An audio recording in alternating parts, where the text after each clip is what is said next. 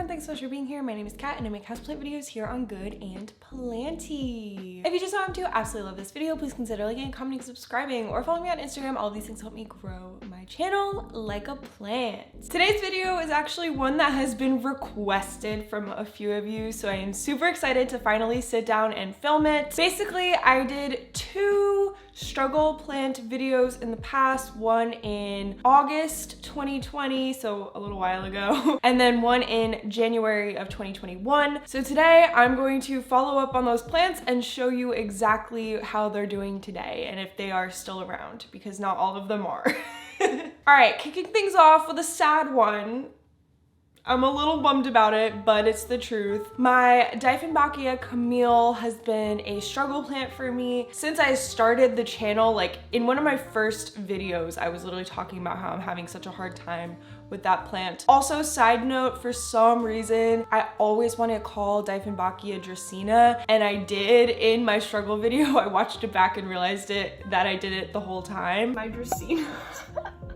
So if I call it a Dracaena, I apologize. I am talking about the DIEFFENBACHIA CAMILLE. Basically, that was my first ever foliage plant, and I was very emotionally connected to it because I had learned so much with that plant. When I first got it, I got it from Trader Joe's. I didn't even know what kind of plant it was. I didn't know the kind of care it was. I made so many horrific beginner mistakes with that plant. Luckily, it lasted as long as it did, and then eventually I realized I was slowly killing it, so I tried to turn it around. I repotted it, and I was super hopeful in August of 2020, but eventually I just called it quits. And I think I was holding on to that plant for dear life because it was my first foliage plant and I didn't want to let it down. But my oldest plant is still with me. It's a cactus and it's upstairs. So eventually I realized I was not happy taking care of this plant. I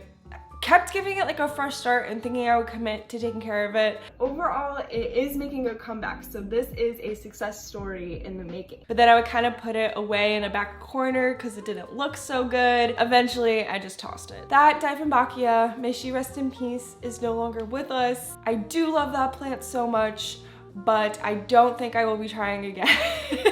Moving on, we have my bird's nest fern, and that was very similar to the DIEFFENBACHIA CAMILLE. That was actually the second foliage plant I ever got, also from Trader Joe's, and I got them very close to each other, so I made a lot of the same mistakes. It kind of ended the same way where I didn't want to let the plant down, so once I realized it was a fern and I kind of learned the care it needed, I tried to recommit, but the plant just did not look good. Not very cute, not very fun. It just didn't match my lifestyle, and it didn't have a good spot in my home. There are plants that like to grow out quite a bit, and in my old apartment it was really hard to find space for those. I just ended up also tossing that plant, I think pretty close to when I tossed the DIEFFENBACHIA CAMILLE, and you know what?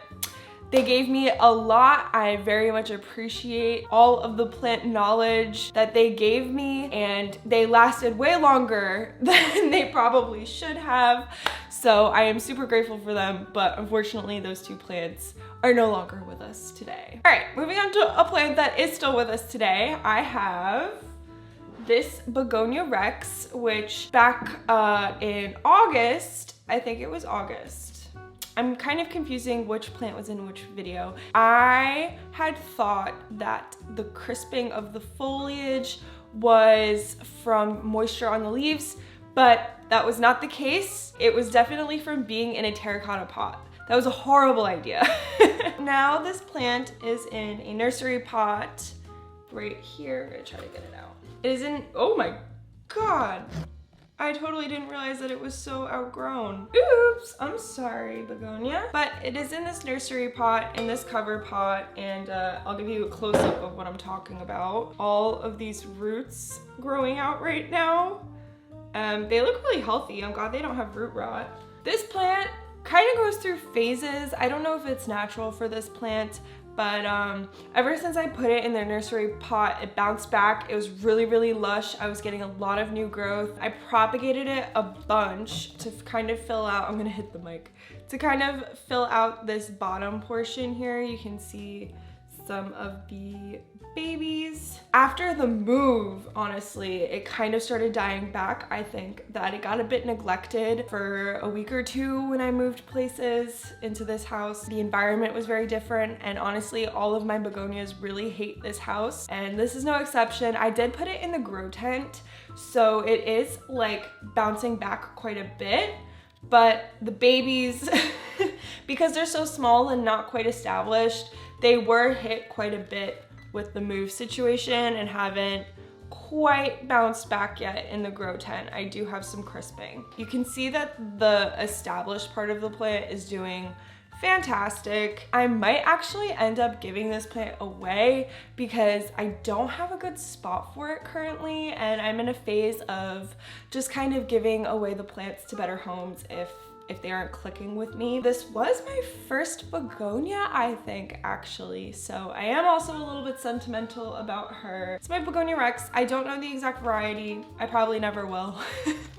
But she's doing pretty well. Next, this one is gonna be really quick. My ALBUCA spiralis. That plant never quite made a comeback. I got maybe 3 leaves pop out of the bulb after filming that video, and then it just did the same exact floppy thing again. I tried to do research around it, but I also didn't have it in a place that I frequented. It was like on a hidden windowsill in the kitchen. Honestly, it just got neglected, and eventually I just tossed it. That plant is no longer with us either. I don't really know what I did wrong, so I can't share any advice, and I miss her, but I'm okay with not having that plant in my collection. It did stress me out quite a bit. Okay, next, I do have an exciting one. I'm so happy to talk about this plant. Okay, first, I need water. Yeah, I am so excited to talk about this plant. My Philodendron Imperial Red was a huge struggle plant. I will show the clip right now. A while ago, I visited my Brooklyn friends, Alana and Kaylin. Hello. We went plant shopping together. I was in Brooklyn for a couple days, and when I brought it back to their apartment, this plant was like sopping wet. Like, it was leaking all over their dining table. Sorry. It was just clearly freshly watered, and I naively was like, it's fine, it'll dry out. It's nothing to worry about. Then I brought it home. It was still wet. Then I was like, you know what, I need to repot it. But I didn't have the perfect pot for this situation. I did have a 4-inch pot, which was the right size, but it was shallow. I kind of just like crammed it into this 4-inch shallow pot, hoping for the best.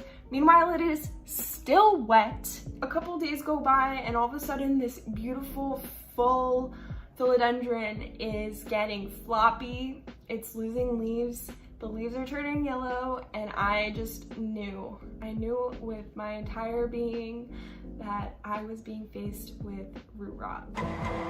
Look at her, now she is bouncing back beautifully. I ended up potting both that little tiny piece that you saw potted in soil and the part that was in the water. I potted them both in here with some love, with some nurturing, some patience. I finally have a plant that is filling out and kind of coming into its own. I am so proud of this plant. I think out of the entire list, I am the most excited to share this one. Maybe I should have ended with it. I was probably rehabbing this plant for about a year until I got, you know, to this place. Yay, I'm so happy. All right, next we have Syngonium confetti. Unfortunately, the larger plant, the mama plant, did not make it. She was rotting. I couldn't avoid it. I was switching out the water pretty consistently. I tried to let her callus over, but at some point it was, again, one of those plants that was really stressing me out. It smelled horrible in there in the water. Then the water kept getting really disgusting really fast and had like a particular like smell to it. I just continued to grow out the nodes because in that video I did mention that I had a bunch of nodes. I do have a 2.5-inch pot of this plant still with me. I grew that one from a bunch of node cuttings and this is where they are today. So this was kind of, these are nodes from the mama plant. So it is technically the same plant. I'm not really cheating here, but it isn't the original cutting that I had shown. This plant I'm keeping in a southern facing window and you can tell that it's a bit too much light. She's losing a lot of that green color. The splotches, the pink splotches are super faded. So ideally I would move this plant, but it just hasn't happened yet. If you don't know, you can just take nodes even if there is no leaf and propagate those, but it is typically a bit less successful than taking a cutting with a leaf. I had the nodes, I let them callus, and then I kept them in swag in a very humid grew tent, and then eventually some roots sprouted, and then I had a leaf or two, and then once I felt that the roots were pretty established, I transferred it to soil, and here she is today. I think she's doing great. I'm so proud of her. All right. Next up is a plant that I have been struggling with again since that initial video, if not before, and that is my PILEA peperomioides. I just couldn't get it together. In my January video, I did say that I was trying out worm castings, and honestly, that did help the plant a little bit. I thought that she was going to recover okay, but I think that I did need to put her back in a nursery pot. I think that was a mistake of mine and you all seem to agree with me. I just never got around to doing it. That's the truth. And then after the move, a lot of these plants kind of bit the dust after I moved. I did end up just giving her away to someone that kind of wanted to experiment with a bunch of different kinds of plants, and she seemed very, very excited to have that plant to be part of her collection, and I was happy to no longer deal with that plant. That was a stressful plant for me for quite a bit of time. All right, next one. This one is a pretty cool transformation.